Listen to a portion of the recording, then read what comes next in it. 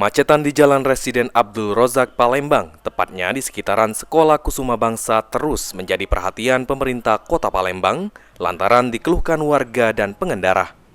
Usai melakukan tinjauan kondisi kemacetan di Jalan Residen Abdul Rozak, PJ Wali Kota Palembang Uco Abdul Rauf Damenta mengatakan, jika kemacetan yang terjadi disebabkan keberadaan U-turn di depan Sekolah Kusuma Bangsa yang kerap dilewati hingga 6 mobil secara bersamaan di jam sibuk dan menghambat laju kendaraan ke arah underpass Simpang Patal.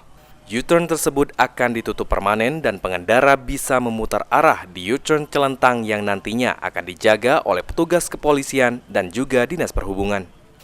Ditambahkan PJ Wali Kota Palembang, Uco Abdul Rauf Damenta, pihak Sekolah Kusuma Bangsa diminta menyediakan shelter bagi pengantar maupun penjemput siswa agar arus lalu lintas bisa lancar. Dari tinjauan yang dilakukan, PJ Wali Kota Palembang menemukan 2 mobil orang tua siswa yang berhenti seenaknya di pinggir jalan sambil bermain HP dan menghambat lalu lintas. Semua segenap warga masyarakat harus mau dan sadar bahwa kota kita ini sekarang dalam krisis kemacetan. Ya, sadar dan tolong sadar.